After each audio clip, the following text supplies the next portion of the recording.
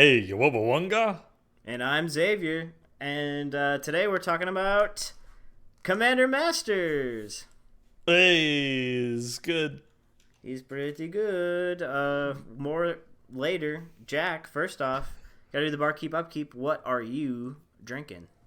I am pouring Miller High Life. What? Yeah. Fuck yeah. I heard So- that beer's pretty good. Yeah. So my girlfriend travels a lot for work now, and so she was in Atlanta, and the hotel that she stayed at gave her a bottle of High Life, but it's like a little. What? It's like a half. Yeah, it's like just the top half of the bottle, so it's 7 ounces. It's like a little mini bottle of High Life, and she got like when she checked in, they were like, "And here's your complimentary High Life." That's crazy. Your So complimentary highlight. So she brought it back for me. What place is that? Oh my god, I have to find the name again. I don't remember what it's called. Babe, we're going to Atlanta. So yeah, while I'm taking my first sip of this High Life, which has a twist off, and I did not realize that, I definitely used a bottle opener. What are you drinking? What am I drinking? I am drinking Best Beer. It says Best Beer, Malina Pigwa, which is not how you say that at all because this is a Polish thing. It's brewed by Staropolski Brewery Factory out of Poland. It's imported in Buffalo Grove, Illinois. And our theme today is kind of just going with like older style beers. So it could just be super well known old famous beers. It could be older brewing methods. So in this case, this is like a what the fuck is this? It's like a raspberry. It's a shandy. It's like a raspberry lemon shandy. And this was brewed in. It was a open fermentation, and they just added juice to it. So. Yes. I love open fermented beers. I think it's just cool. It's just that's really what it is. It's just cool. It adds a little more something to it, and it's just like I don't know. Seeing that setup is crazy. So, how's your first sip tasting? It's Miller High Life. It's the champagne of beers. It sucks. It's the worst beer I've ever had. That's shitty. And I can't believe you said that. No, it's good. I mean, Miller High Life has been around for a long time. They know what they're fucking doing, so yeah. Yeah. They keep making it for a reason. This beer seems like an awesome way to trick children into drinking. Because it's... I don't know. It tastes like I'm drinking a beer slushie before it is slushed. Like, I feel like I'm drinking slushy mix. It's wow. sweet, but it's not sickly sweet, but it is very sweet. I can probably only have one or two. This is, I think we've talked about this before. Like, I don't remember the last time I drank a Mike's Hard. But if I hankered for a Mike's Hard, I would just drink this instead. 4.7%. It's alright. I mean, it's not the worst beer I've ever had for sure. That's it. Well, shall we move on to the Untapped step then? Yeah. Untapped is basically Yelp for beer, and we just make fun of reviews. So, Yeah. Jack, what do you got? So, I've got my first check-in is from Mike at Edmo's Poolside Cabana, which looks like it's just someone's backyard pool. So, I think they just have their own house on there. He posted a picture, which I will send to you now, of his beer in a 24-ounce Tennessee thing? Yeah, like Tennessee, like a Yeti. And he said 24 ounces of the High Life. And he gave it 2.5 stars. You can't. You're not allowed to like transport it to a different vessel and then rate it. Well, it is, and he says 24 ounces of the High Life. Like he loves it, and he's like, nope. No, I don't love it. I It's still actually High Life. think it is middle of the road, which really on Untapped 2.5, it's kind of good. 2.5 is the new 3.5. Yeah. But only in Untapped. That doesn't count anywhere else. So my next one is from Frankie checking in at Midnight Temple. Oh, Frankie. He gave it 2.5 stars and said a little better than a PBR. What the fuck? And he only gave it 2.5 stars? Yeah. That's so crazy. PBR is even worse than that. Yikes. I'm just like, I don't understand. I don't understand people. anyone earnestly rating a High Life on Untapped. Yeah. Do we have to? Yeah. The point of Untapped is for you to check in a beer, you give it a rating, so when somebody comes across this new beer nobody's had before, ever, that they know, they have some sort of idea what they're getting into. Everyone knows exactly what a High Life tastes like. You don't even have to drink it. You look at a High Life, you can guess You're what like, that oh yeah, shit's I know gonna what that taste tastes like. Yeah. Like, right, that's a good point, because people go in, what are you expecting, like a fucking triple hazy IPA with your fucking curly mustache and your paperboy hat and shit? Fuck you. Right. Yeah, it's like I'm not going to explain what a land does every time I play a fucking land in Magic. Yeah. Oh yeah, this podcast is also about Magic. Wow. I know. Yeah, we covered that in the intro. We said Yowabawonga. Yowabawonga? Anyway, moving on. My last one is from Pete. Didn't check it in from anywhere. He says, if I could rate it, or if you could rate it, a 10, I would. High Life bottle, ice cold in summer, 5 stars. It's the first time I've seen a review where they said they really love it and they actually gave it 5. Yeah. And he would have gave it more. I've never seen anyone say they wanted to give something more than 5 stars. I know. He's removed from the app now. They took him out back right after he posted that. Yeah, you're not allowed to do that. No. But that's good. I wanted to end on a high note. So what do you got for the Untapped stuff? High note for the High Life. We'll go to my first review. It is from Mario C. He gave it 2.25 stars out of 5. And this is a Polish beer, let me remind you. So we got a review in a different language. I am going to butcher whatever this is. It says, Show, or Scho, S-C-H-O.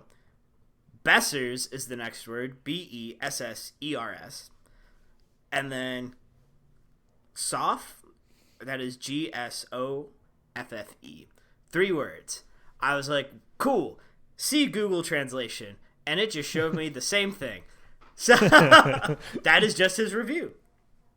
Very good. Yes, the next one is from Conrad M. He gave this 3 stars out of 5. He said, better than expected, but not for me. Exactly as advertised. I just think it's worth noting that I have no idea what the advertisement is for this, because there's a redhead bar lady, bar maiden. I don't know what the like Renaissance fairy bar lady thing. And then words in a language I don't understand, so I have no idea what this is advertising. And then that's it. It's mostly just me being ignorant. Oh, the last one is 0.25 stars out of 5. It says, the girl in the picture hasn't tasted the beer because then she wouldn't have been so pleased. And that's it. Oh, wow. Yeah. Pretty awesome. All right. Wow, some people did not like that beer at all. No. It's bold for it being called best beer. Yeah, true. All right. Well, if that's all you got, we can move on to the first main. So yeah, we're talking about Commander Masters. Hey Xavier, what do you think of this set? I don't know. I mean, I honestly think it's like pure power start to finish. Like Yeah. you have some crazy reprints in this set. You have fucking Volshock Battle Gear, which is 3 colorless. God damn it. Equip for 3, creature gets +3/+3 until end of turn. And you got shit like fucking Goliath Sphinx. It's an 8/7 with flying for 5 colorless and do 2 blue pips. So that's power. There's even big things like Zombie Monster Turtle. There's a dead Teenage Mutant Ninja Turtle, Gorex. Could you imagine? It's like, it's me, Michelangelo, and Leonardo. I'm Raphael. I'm Donatello. I'm Gorex. Gorex. Gorex, who is 6 colorless and 2 black pips for a 4/4 with Death Touch and a very okay ability. Yeah. So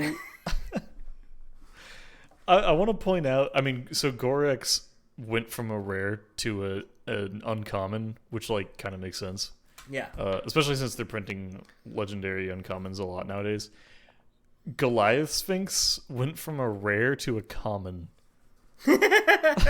Oh, the times they do be a-changing. Oh my god. Because, like, I don't think even in World Wake that card was good, but it really is a sign of the times when an 8/7 for 7 with flying is now a common. Absolutely. And that's like, I was just making a joke earlier. This set is very, very good, obviously. Those are just 3 cards that I had to like dig around to find.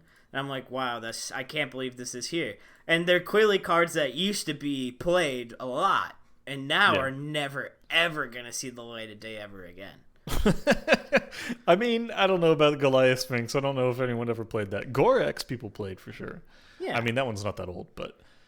No. I mean, Gorex was in the Wilhelt Rockcleaver Precon. Yeah. But, yeah.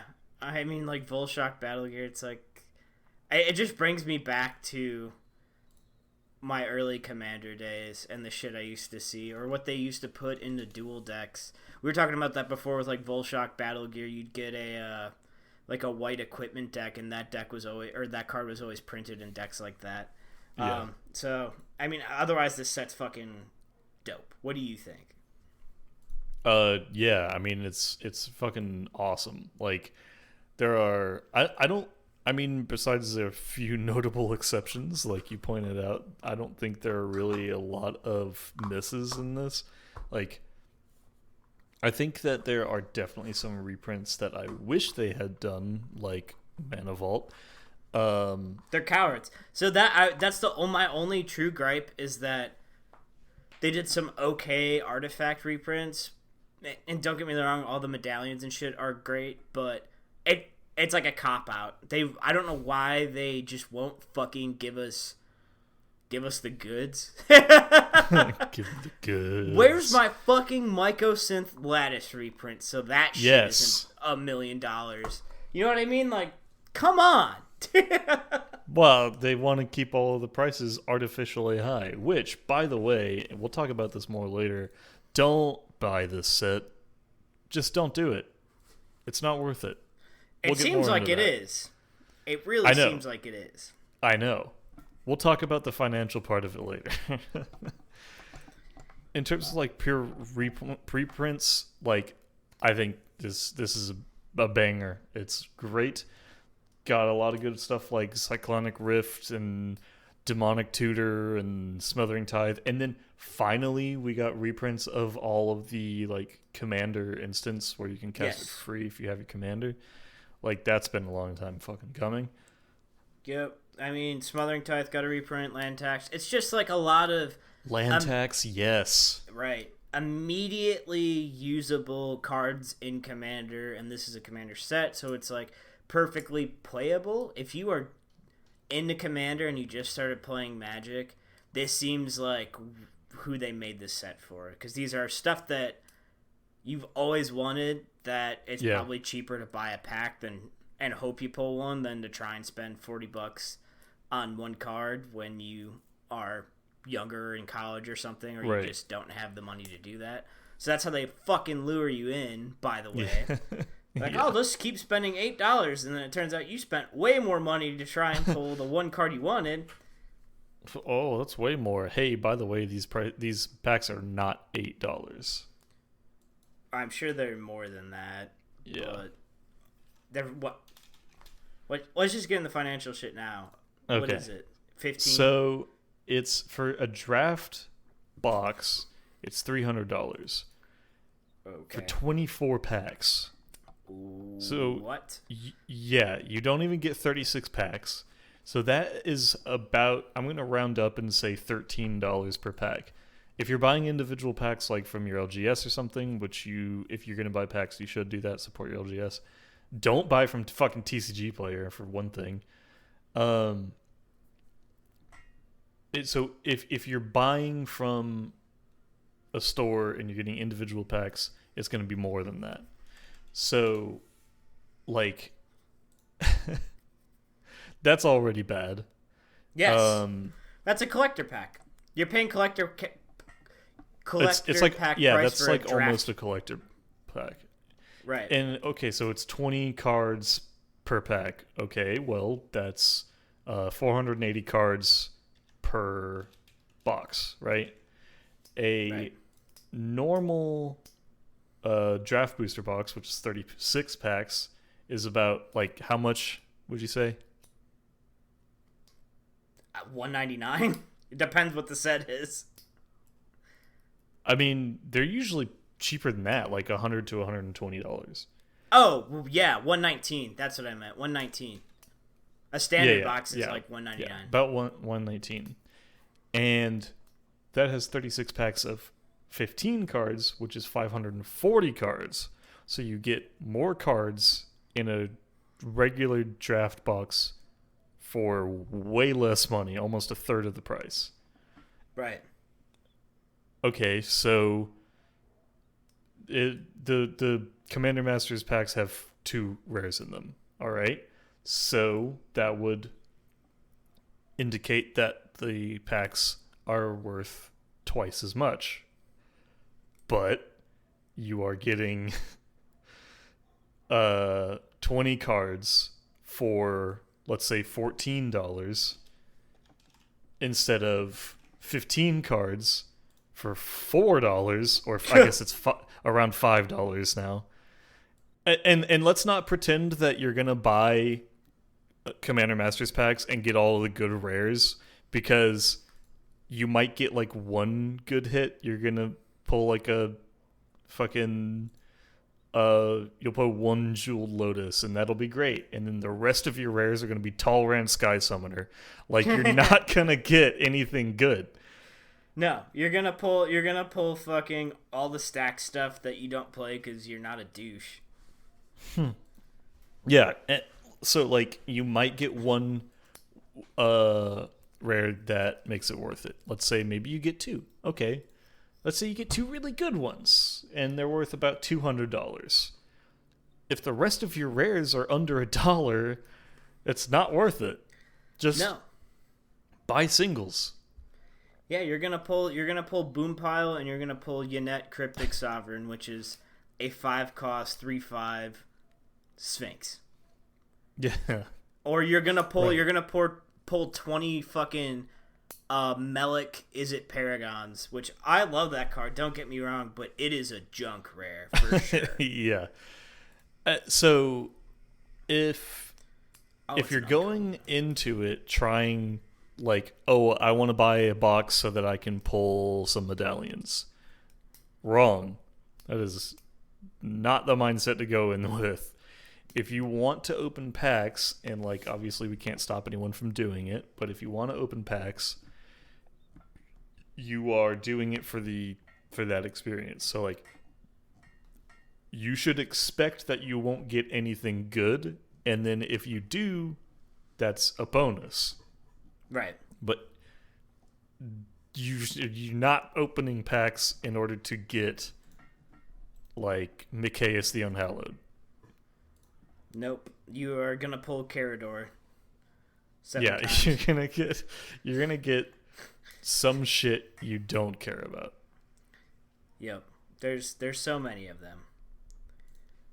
You're gonna pull 10 So- experiment Courages, and you're gonna think it's fun, and you're gonna make that deck and realize, God damn, is it so slow? Yeah. Oh, and the rares that are about like $4 or $5 right now, a lot of those are not going to be that much. Like Experiment Craj is around $4 or $5. That's because it's from an older set. So in Commander Masters, they're absolutely going to be under $1. You're not going to pull a bunch of rares that are like $4 or $5 and be able to make your money back or something. So Nope. Absolutely not. not how that works. Now's the time to get singles because Oren Frostfang, that card's about to take a price hit. That card used to be, what, like $19 or something ridiculous? Yeah, something crazy. Yeah, I hope that goes down by at least half the price. Heroic Yeah. Intervention finally got a fucking reprint. Dope. Yes. There are a lot of good reprints in this, for sure. Yeah. Just look at it. The set code is, what is it? It's CMM. Yeah, CMM. So take a look. I mean, like, if you want a bunch of bulk, I guess, but there are better ways to get these cards, really. I mean, Yeah. like, The so plus side, you might pull a bunch of generous gifts and Swords of Plowshare, and then you never have to buy one for a white deck ever again. yeah, I mean, I guess. But you could go back and buy what was that last reprint set? Dominaria Remastered. You Oh can my go God, buy that was so Dominaria good. Remastered packs and pull just as many Swords to Plowshares as I have. I'm never gonna have to buy one again. I have so fucking many. It's awesome. Yeah. Yeah, I mean, like, so, and my last point, if you, like, okay, I really want a Jewel Lotus, I'm going to go buy a box of Commander Masters. That's 480 cards or whatever the fuck I said. And you don't pull a Jewel Lotus, and you get a bunch of shit. Well, you're still going to buy a Jewel Lotus if you really want it. So then you're down the price of the card and the box. You could buy, without buying a box, a Jeweled Lotus, Doubling Season, a Great Hinge, and one of each of the Commander instants. Not that the white one is really worth anything, but you could do that for the price of the Commander Masters box. Yeah, I mean the white one used to be worth more, but then it got reprinted, so because it's probably the weakest out of. Yeah, I think any it's of them. definitely the weakest. I mean, like, most of them have a permanent effect, and that one is like, oh, your creatures are indestructible for this turn. Yeah. So, yeah, not that good. Yeah. But- Anyway, Yeah, there are a lot of good reprints, though. there are a lot of good reprints. I'm excited for the precon decks. Yeah. So let's talk about that. Which one are you most excited for? You should know right away. I don't even know how to look up what these precon cards are, but I know exactly which one I like. I like that Wooburg one. The slivers? Yes. Let me let me tell you why. It seems out of character for me to be so excited about a Sliver Commander, right? That's like weird. So I don't care about Sliver Gravemother. I'm very excited about Ruka Rumo Biologist. Yeah. She is a 3/3 human wizard. As she enters the battlefield, choose a creature type. Slivers you control and non-token creatures you control are the chosen type in addition to their other creature types. The same is true for creature spells you control and creature cards you own that aren't on the battlefield. Pay 3, tap, create a 1/1 colorless slivered creature token. So I'm very excited for her because this means I can finally play every bear card ever printed in a deck. And I can make slivers bears. And if I find a way to make bear slivers, guess what? That's pretty bad for everyone else. I already have a name for this deck. It's going to be called Wooberg. Wooberg. Uh, so this commander, actually, I want to build around too, because I built a deck with Joda, the Unifier, as the commander, but only because he was the closest to what I wanted. Right. But I haven't built this deck yet, and I really want it to be a surprise, so I don't want to give too much away. But this commander is going to be so much better for it. I'm very excited about it. It looks great. That's interesting. I feel like it's another we're both like on different ends of a jank spectrum right here. It's absolutely jank. It's on the jank spectrum. So that's what I'm most excited about. Obviously, I think the colorless precon is very, very cool. Yes. That's what I'm most excited for, so. Yeah, I mean, fuck it, because that means they have to give a bunch of wastes in there. And that'll just make colorless... I feel like having wastes printed in a precon is just making playing colorless for new commander players more accessible. Yeah. Because ostensibly, they're going to give you enough of a mana base that you can make your own colorless deck now. And before, the only way I ever got wastes was by buying a bunch online, and I hate that. Yeah, it does kind of suck. Yeah, I mean, there's just there's no other way to do it, really. It's like anytime I wanted to make one, like if I wanted to make a Juggernaut tribal deck, I would have to buy a bunch of wastes. Now, I would rather pay just to get this and a shitload of mana rocks and mana producing creatures that are colorless, and then stuff those into a Juggernaut deck. Oh, Juggernauts. Juggernauts are good. Also, they're Eldrazi. Surprise, you could put an Eldrazi card into any deck and it's gonna be good. Yeah, pretty much. I am really excited for the new Eldrazi cards because they all cost a lot, and it feels good to play things that cost a lot of mana. But that also means the mana base for that deck has to be really good. Yes. So, I'm excited for a precon that has a really good mana base, essentially. Yeah, right.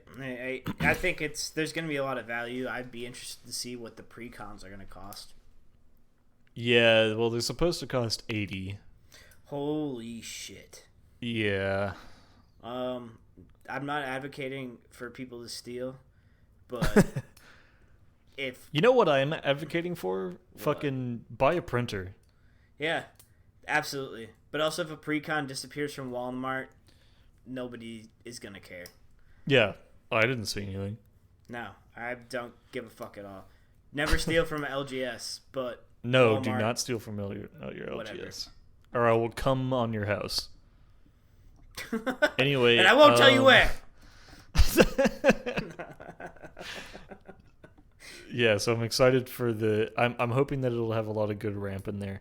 I will say the Planeswalker deck with Commodore Gruff as the commander Yeah. seems It's pretty hilarious. interesting. Yeah. And I've been wanting to build, like, I've been thinking about building a colorless Eldrazi deck, so this is perfect. I've been wanting to build a Planeswalker deck. I've been thinking about building a Slivers deck with the Secret Lair Slivers. Yeah. So, like, and I already have an Enchantress deck, essentially. It's just shrines. So, like, it feels like all of these were made for me. Maybe I'm just the fucking ultimate nerd commander player, so they're just made for all of us. But maybe, but now that you're talking about it, I've thought about building all these things too, and I feel like if we were just guided, we were shepherded into wanting these, and now you're gonna finally convert. Oh, yeah. The conversions, we'll see. That's why they jacked up everything on this. It's like, yeah, $80 for this idiot, and you're like, yes, of course, Big Papa. I've wanted this for so long, and it's like, yes, we know you did, kitten. And I hate all of that. Yeah, I the um I didn't watch it, but someone said the command zone like reprint value of the Enchantress deck was around like 150 or something. So like, okay, this gets into weird territory because you're paying $80 for about $150 worth of cards, but like with reprints, they should be lowering the price of these cards, right? So Oh yeah, like those cards will probably go down, but also you should be able to get more value out of it because of those reprints have that purpose. Like $80 is a lot for a precon. It's almost double the normal precon price. yeah, And a lot of precons they'll cost $45 and they'll get about $100 worth of value from them. right. So it feels like you should be getting more for the $80 one. Right, like I should have to pull less cards out, if any at all. Like it should be exactly what I want. Right. Are you drinking another one? Yeah. What you drinking? I'm drinking one in the melon. So, are you drinking another one? I sure am. I had All right, to let's- open mine just when you did. I heard you open it, so Yeah. let's move to the untapped step in the middle of our turn.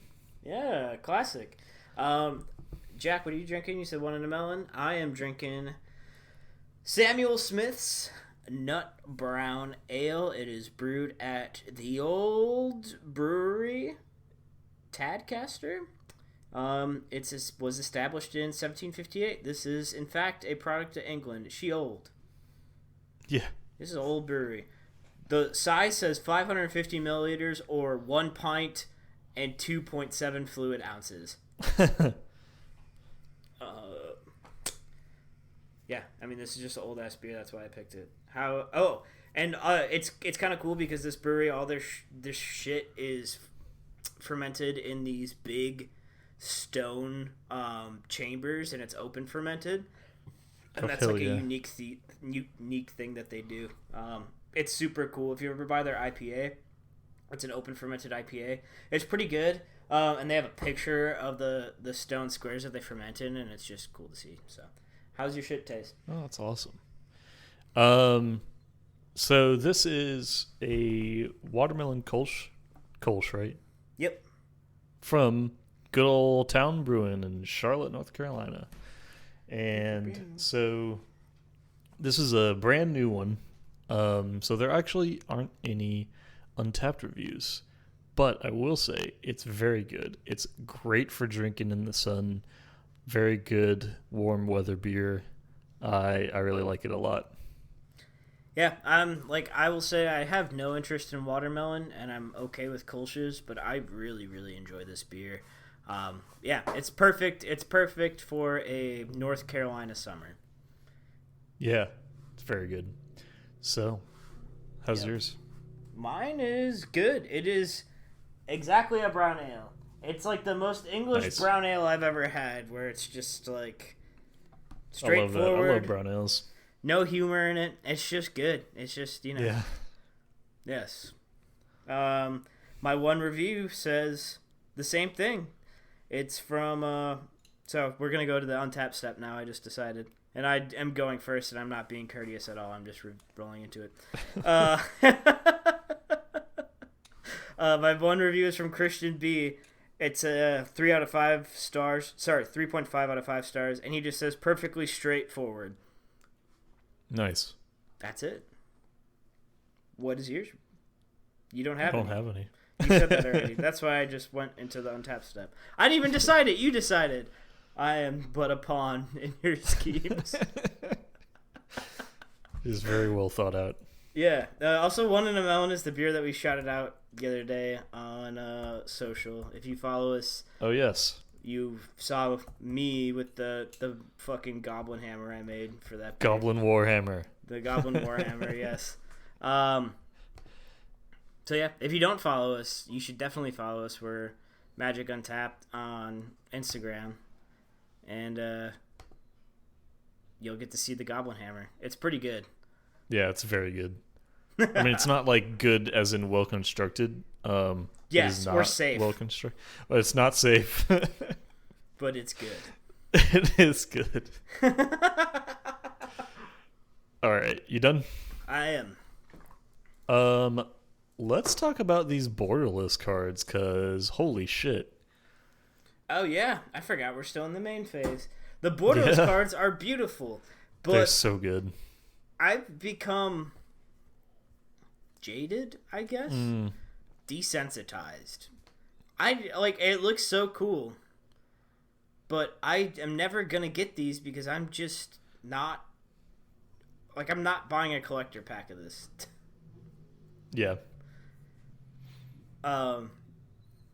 Yeah, I mean I guess but you have a chance to pull it in a standard pack, right?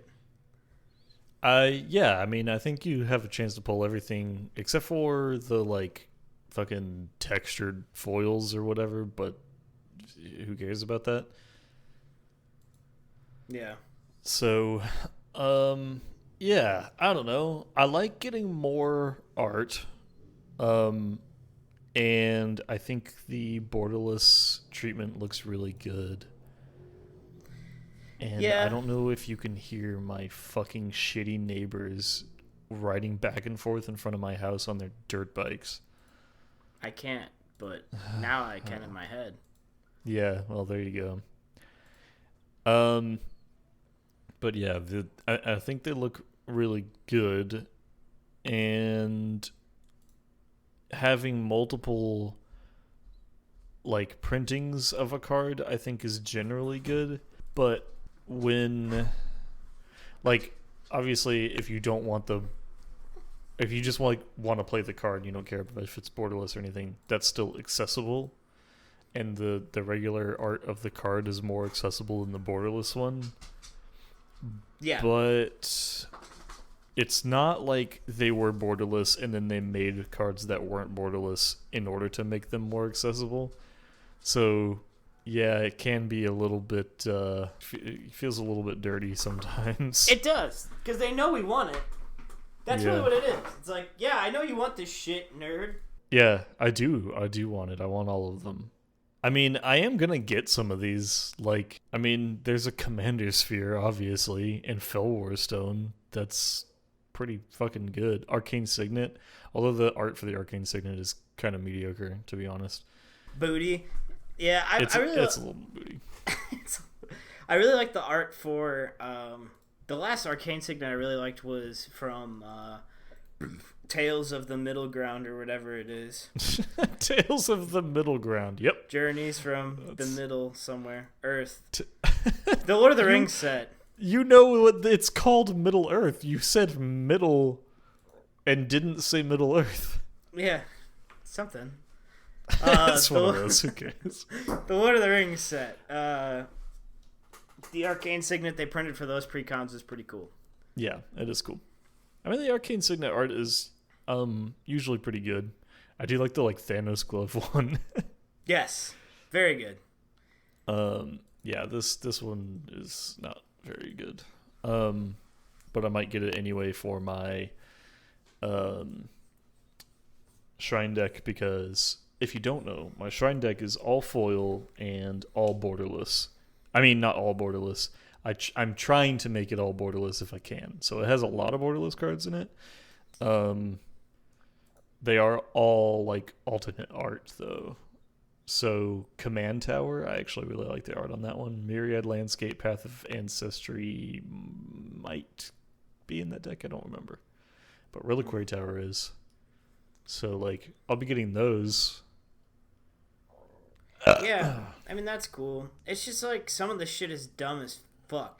If I pulled the borderless alt art Dragon, I'd be furious. Because original Dragon art is so fucking cool. So you don't like the profile art then?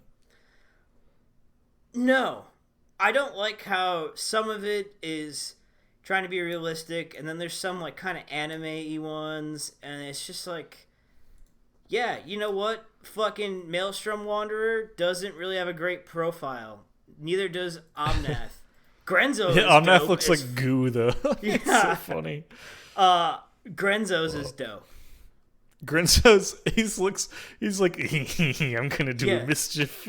He looks like a Havoc Raiser, so he does. Kudos. But Kozilek, not great in profile. No, he looks Kozilek, like a stubby little dick. It's like a fucking. It's like it's cold. Like you don't. Yeah. Yes. He looks like somebody's fucking starting to poke out of their little foreskin, and I hate it. Because it's a really good card. Okay, don't make fun of me. Like in comparison to the Secret Lair drop art, which I love, with him like fucking in the middle, and he's like fucking making people's heads explode or whatever. Yeah, it's awesome. If you pull up to me with PP Kozilek, I'm gonna shame you off the table. I will not stop talking shit. Mm-hmm. In comparison to Ulamog, Gigachad Ulamog, though. Yeah, I mean, that's great. Some of these are great. My favorite actually is Kaikar Windsfury because it's just a swan. Like, you can barely see that it's wearing a robe. Or it's just like a heron or whatever. It's a bird. It's a fucking bird. You're like, that's just a bird. It's a bird. It's a bird that learned how to use magic. Yeah, you guys just took a picture of a bird and put it on a card. Yeah, I don't understand some of these. Like Teysa Karlov, we just got a way cooler Teysa Karlov our alternate art in the like Multiverse Legends stuff. Yeah. And in Secret Lair drops. So like what? I don't know. Just the varying degrees too. It's like you have like Slimefoot, the Stowaway looks dope. Awesome. I love him. Zakama Primal Calamity, and it looks like that meme of King Ghidorah where it's got two normal heads and one fucking idiot head. It is what it looks like. And you know that was on purpose, and it's great. Don't get me wrong, but like the varying degrees, that looks like a Secret Lair drop. You know what I mean? Oh yeah. Like, let somebody just pay for that. I don't want to just pull that when I'm really trying to get a crazy ass Smothering Tithe I can't even read, or that dope ass Demonic Tutor. You know what I mean? Don't let me pull. The overdrawn art is so cool. I love those. Super cool. I want to pull Deflecting Swat with Numbnuts literally just batting away a spell like whatever. I don't want to pull Derpy Zakama. Yeah. What's his name? Corvold, right? Swatting away the thing? Yeah. Yeah. It looks like Corvold. Yeah, it's Corvold. Yeah, I mean, there's some really cool art, and then there's some really shitty art. I don't understand. You want people to want these cards, right? Yeah. America, explain. America, explain. Yes, though, the overdrawn art on, like you said, Smothering Tithe and Demonic Tutor, and then on the like Commander instance, so good. I love them. Yeah, I will probably be trying to get a copy of each of them. And Soul Ring, oh my god, whew. The Soul Mark Ring Pool sexy. Soul Ring. Yeah. Oh wow, God. you really weren't kidding about Ulamog. It is like Giga Chad. Like, it's got the chin. Yeah, dude, it's a Giga Chad Ulamog. Shows up, exiles 2 your permanents, hits you for 10, and makes you exile 20 cards of your library. Doesn't explain. Gigamog. Gigamog. Well, that's all I got for the set. You know, they got PP Kozilek and they have Goliath Sphinx. Like, what else do you want? Yeah, that's all I mean, those are the only two things I really want, to be honest. Only 2 good cards in this whole set. So buy packs. So actually, I can't even joke about it in this one. No, please don't buy packs. Don't buy packs of this. You're unless you are just gambling in what you are doing is you're spending $300 for the entertainment of opening 24 packs. Don't do it. Yeah, you're not going to pull the Dragon. No. You're not going to pull a fucking textured foil Lotus, Jeweled No. Lotus. You're gonna get. You're not gonna do it. You're gonna get 16 Caradors, and then Yeah. you're gonna pull fucking 8 Experiment Krages. What's happening, Kraj? Jack will drop in the beginning of the What's Happening theme song right here. So, Okay, sure. there you go. Yeah, that's it. That's your count. All Carador. Oops, all Carador and Oops, all Kraj. Carador. It sounds like a 70s buddy cop show. Bow, bow. Oh my God. Carador and Kraj. You're out of line, Kraj. And it's like... And eats him. Yeah.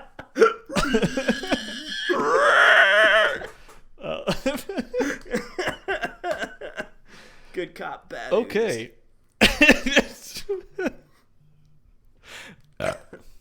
Anyway, Next up. next up, second man, hey Xavier. Hey. What you brewing? What am I brewing? So it's very funny that the set comes along. Right when I've really been just thinking of the good old days of Commander, where it took me 6 turns to get my Commander out. Where I had no mana rocks and only cool things I like to play. I am making, finally, a Thraxamundar Yes. deck. I've always wanted to do it. I remember getting punched by Thrax a bunch when I first started playing, and now he's so fucking slow. It's just it's the most mid thing you can think of in Grixis. Yeah, Thraxamundar, for context, is 4 colorless. Green, or holy shit, not green. 4 colorless, blue, black, and red.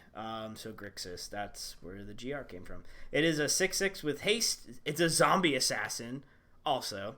The card art looks inexplicable. You know whatever it is deadly and cool as fuck, but you can't quite determine what anything in it is. Is he on a dragon? Is he riding a spike throne? Does Thraxamundar have legs? Who's to say? 6/6, haste, zombie assassin. Whenever Thraxamundar attacks, defending player sacks a creature. Whenever a player sacrifices a creature, you may put a 1/1 counter on Thraxamundar. His name means he who paints the earth red. It's metal, dude. It's metal as fuck. This deck name is just called Determined by Mudvayne, because that's the whole aura I'm trying to go for. So I've built it out a couple times on Moxfield. I'm honestly probably just going to make this out of shit that I already have laying around, because is it going to be very good? Probably not. It could be maybe mean if I put every single thing in here that made everyone sack a bunch of shit and I did all the aristocrat things, but I don't really want to do that. Instead, we're going to put Avatar of Slaughter in here, which is getting a reprint in Commander Masters. It's one of my favorite red cards that I just cut out of every deck that I build because I can't justify it, but I want it to be in every red deck that I build. It is 6 colorless, 2 red pips for an 8/8 Avatar. All creatures have double strike and attack each combat if able. That is all creatures. What? Wait, what? Avatar Slaughter gives all creatures double strike, and they all have to attack each combat if able. What is more Thraxamundar than being like, we're all fucking fighting right now? You don't get a choice. No, it's happening! And I'm never gonna block with Avatar Slaughter, so it's just gonna be out in the field. Smoke them if you got them, boys. Otherwise, we're fucking fighting. You needed to give Avatar of Slaughter fucking hexproof. I know. I wish he was legendary, because I would have had this commander deck forever ago. Oh my god. That's it. That's all I got. So, You got Thraxamundar and Avatar of Slaughter. yeah. Well, okay. I mean, I got a bunch of Saki stuff. So we got Butcher Malik here, which is whenever a creature dies. Whenever a creature you control dies, each opponent sacks a creature. So kind of a classic for this aristocrat build. It's been interesting to build around it in Grixis because there's just some interesting things that I never thought about. So like having Mole Drifter come in and do Mole Drifter things and getting a sack trigger off of that is kind of cool. So that's 4 colorless and a blue for a 2/2 with flying. When it enters the battlefield, draw 2 cards. You can also evoke it, which is the only thing anyone does. Yep. It is 2 colorless and a blue, and when you cast it for its evoke cost, it is sacrificed when it enters the battlefield. So you get an ETB, and then you get a death trigger as well, and a sack trigger in this case, in addition to drawing 2 cards, so it's pretty good.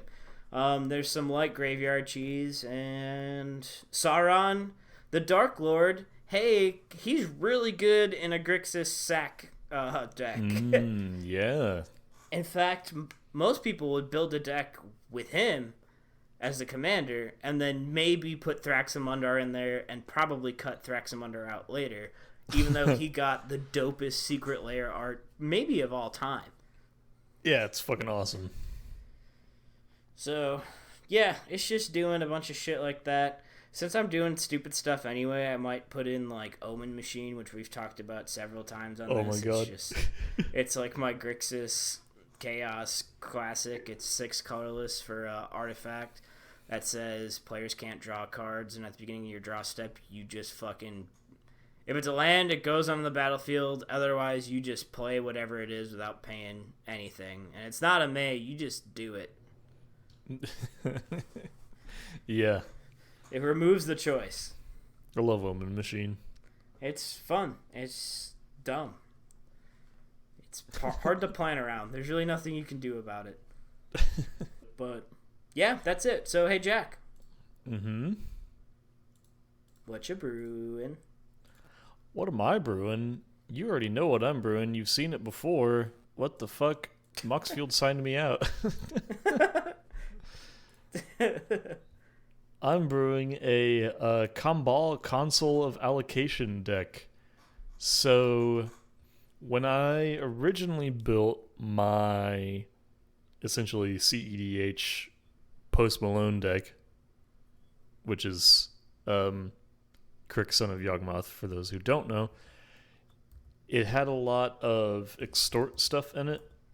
Mm-hmm. Which extort says you can, whenever you cast a spell, you can pay a white or a black, and then each opponent loses 1 life, and you gain life equal to the amount lost. And as I made changes to that deck, I took a lot of that stuff out, and now it doesn't have any of that. So it just kind of became ZEDH. But when I originally built it, it was still pretty good in a casual format like we play in. So I wanted to build something that was more in line with that. So Kambal says, well, it's a black, white, and 1 for a 2/3 human advisor. Whenever an opponent casts a non-creature spell, that player loses 2 life and you gain 2 life. So basically, the idea is just a bunch of drain effects. That is like the majority of what I put in here. Oops, all Blood Artist. Blood Artist, yeah. It is Oops, all Blood Artist. A bunch of extort stuff like Thrall Parasite, Basilica Screecher, stuff like that. Ellis Ilkor, which is black and a white for a 2/2 with Death Touch. Pretty good. Yes. Whenever another creature enters the battlefield under your control, you gain 1 life. Whenever a creature you control dies, each opponent loses 1 life. And of course, that goes along with Blood Artist. So, like, yeah, it's really oops, all Blood Artist. Marauding Blight Priest is in here, which is going to be really annoying because it's whenever you gain life, each opponent loses 1 life. Yeah. Yeah. So, yeah, it's probably going to be really fucking annoying. I specifically did not put any infinite combos in this because I wanted it to be more like chip damage and just annoying and not yeah, I'm gonna combo you out and there's nothing you can fucking do about it. Yeah, that's interesting though. I mean, there is. I don't mind getting comboed a bunch because all we have to do is start playing single target removal. Yeah. We've all like we all play like anyone used to play 10 years ago, but now we just have faster cards.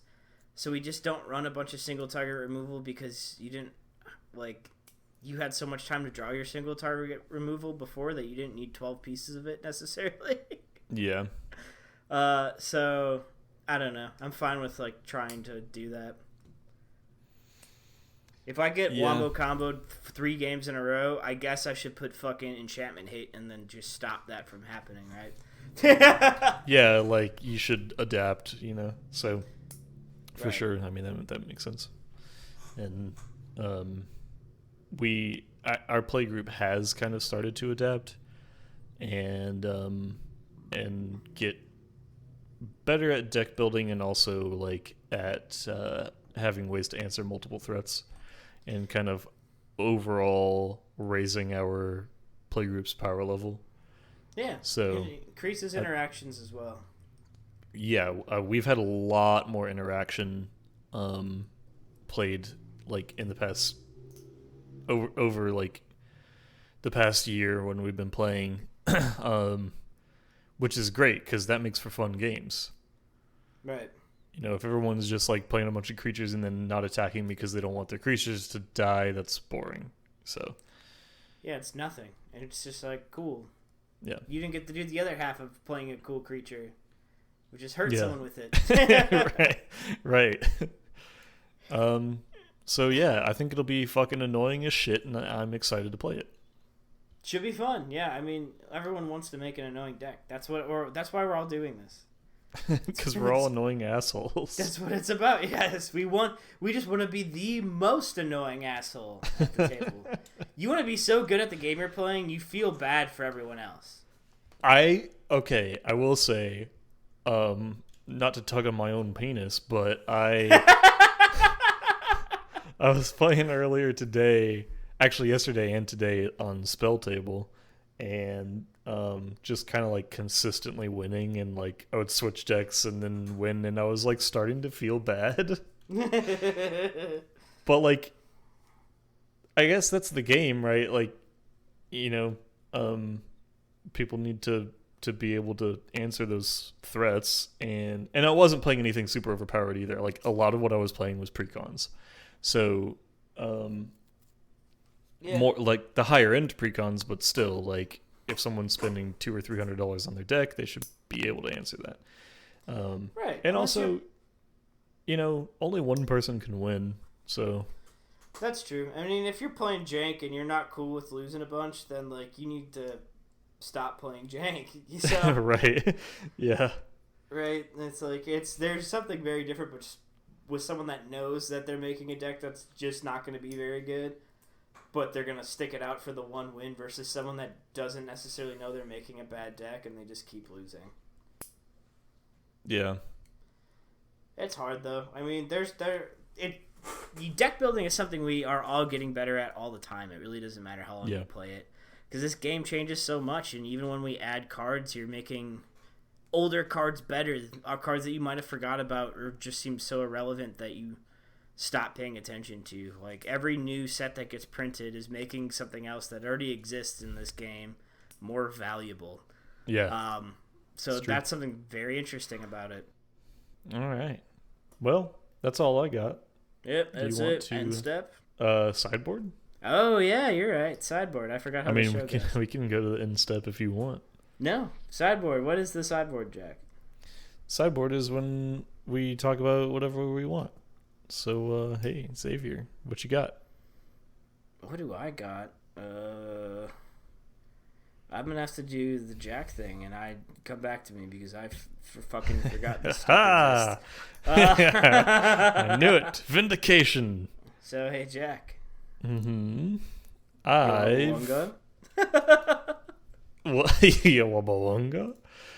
I've been playing the shit out of a game called Halls of Torment. If you've heard of Vampire Survivors, the like infinite scroller auto shooter type thing, it's like that but Diablo inspired, and the art and the like ambiance and the music and everything is just really fucking good. and yeah, it's like $5 on Steam. So if you have Steam, buy it. Buy Halls of Torment. It's really good. Awesome. I have my sideboard, and it's just a story. Very good. Yesterday was our my wife and I's 1 year anniversary of our courthouse wedding. Gay. Yes. I heard that a lot yesterday as well. 1 year anniversary of our courthouse wedding, not our expensive wedding, just the one that is legally binding. And we just kind of like hung out, did our own shit. We went kayaking at the Whitewater Center, which is like a really cool thing in Charlotte. It's like a man-made national park almost. It's got access to the Catawba River, so we just did some stillwater kayaking on there. We didn't do the whitewater kayaking because I value my life. And after, she got invited to go to this pool party that was hosted by this guy that owns a bunch of F-45s in Charlotte. If you don't know, F-45 is like a workout class. It's kind of like a high-intensity workout class. David Beckham used to be a spokesperson for it. Anyway, so we got invited to go there, and we went. And of course, I'm like, you have seen a couple pictures of me now. I'm like kind of shaped like a bowling ball. I'm like vaguely bowling ball-esque. I'm like a fridge person that can talk. More like a cooler. I'm like a big Yeti cooler. Okay. I'm dense. I am not a shredded F-45 gym teacher. Or what? Sorry, that personal trainer. The point being, they were having a cannonball competition. Their second annual cannonball contest, and they had like a cool-ass trophy. And I obviously won. Because nobody stood a chance. You displace a lot of water, and it's not because you're large, but like you said, you are dense. I will say that. I am dense, and I wreak havoc on everything in my everyday life all the time. I just don't know what it is about my body. It seems like every day I'm somebody that just took over someone's body and is trying to figure out the controls. I'm just an aggressive guy, so there is no way I was going to lose. And I didn't want to compete because I knew I was going to win immediately because I saw who was going.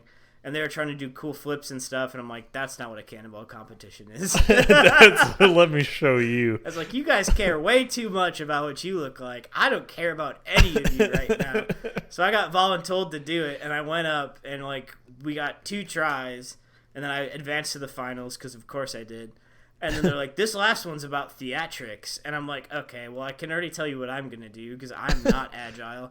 I'm just going to do a full tilt belly flop. That always wins. Yes! I was so hopeful. Yeah, so the first 2 guys, of course, they're like, they're like fit dudes. So they're doing like crazy backflips and stuff. I go up and I just jump and perfectly like stretch my arms out T-pose, slap into the water. And it hurt, so I knew it was good. And it's like, when you feel it on your face and your chest and stuff, fantastic. I'll have to send you the video, Jack. But you never get to hear the smack fully when you do it because you're immediately submerged. But I heard people say, I got wet all the way over here. And it wasn't because of the pool. Yeah. So I get out, and they're like, hey, you won. And I went, oh, yeah, by the way, my name's Xavier. I'm Heather's husband. Because they had no idea who I was. Oh, fantastic. Yeah. Oh, that's incredible. That's the one takeaway. You always have something that someone else doesn't. So when you are kind of bulky and you enter a cannonball competition with a bunch of personal trainers, you have to assume that they treat their bodies like temples, so they're not going to put themselves in harm's way. They're not going to full ass body flip or body. Oh boy, body flop. I have a magic and beer review podcast. I'm going to belly flop all day. Know your strengths. Ooh, that's a good one. Yeah. So that's all I got. Oh, that's very good. Thank you for sharing. And I would love to see the video. Yes, of course. All right. Well, move to the instep. If you stayed this long, what the fuck is wrong with you? Thank you for listening. If you want to see us anywhere else, we're Magic on Tap everywhere.